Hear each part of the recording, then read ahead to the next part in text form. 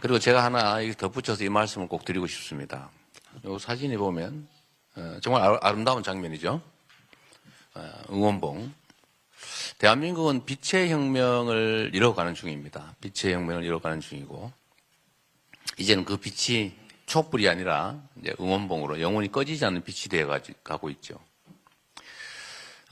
대한민국이 위기에 처할 때마다, 이 나라가 위기에 처할 때마다 언제나 힘없는 다수의 백성들이 나서서 또 국민들이 나서서 그 위기를 극복했습니다. 위기를 만든 건 언제나 이 사회의 기득권자들이었죠.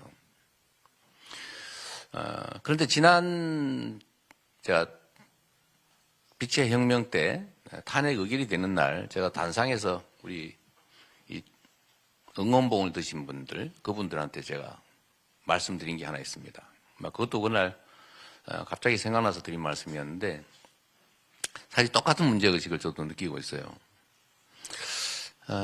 지난 12월 3일 날 계엄을 선포하기 그 이전, 이 나라가 정말로 아무것도 하는 것 없이 희망은 사라지고 정말로 어둠으로 가득한 그 상황에서도 왜 우리 민주당에서 일주일에 한 번씩 광화문 근처에 나가서 집회도 하고 이렇게 해도 왜 이게 확산되지 않을까? 그래서 모든 사람들이 그렇게 표현했죠.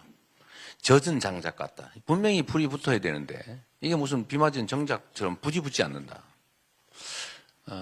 뭔가 이 윤석열 정권의 문제가 심각한데 국민을 주체로 주권자로 인정하지도 않고 나라의 미래는 없고 이때까지 우리가 수십 년간 쌓아왔던 온갖 성취들을 다 망가뜨리고 있는데 왜 우리 국민들은 나서지 않을까?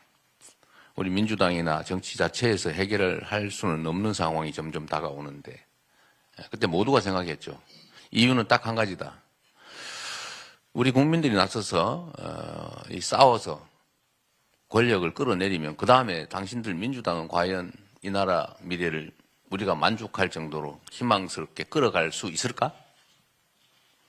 그 의심을 한다는 거예요. 누구 좋으라고 심지어 이런 얘기를 한다는 겁니다. 근데 그건 왜 그럴까? 민주당에서 약간의 희망이 없는 것도 아니지만 경험 때문이죠.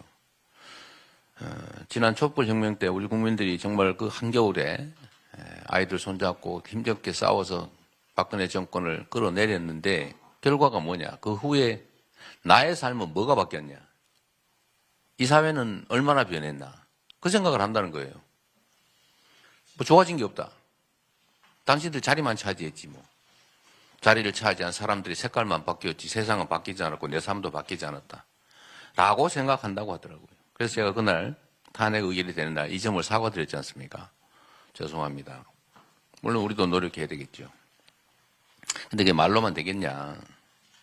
그럼 방법이 뭐냐? 앞으로는 어떻게 할 거냐? 다시 그냥 담당자의 색깔만 바꾸고 세상은 변하지 않고 또 이 나라의 미래도 바뀌지 않은 상태로 방치할 것이냐? 그런 것도 아니겠습니까? 그러지 않게 하려고 노력하지요. 근데 잘 안 돼요. 왜 안 되냐? 똑같은 사람들이 똑같은 방식으로 하니까. 그래서 바꿔야 되겠다. 그 바꾸는 것 중에 하나가 광장의 에너지가 정치에 직접 반영될 수 있게 해야 된다. 그 방법이 뭔지는 저는 잘 모르겠어요. 아고라를 다시 살려내야 된다. 국민이 직접 지배하는 나라로 최대한 바꿔야 한다.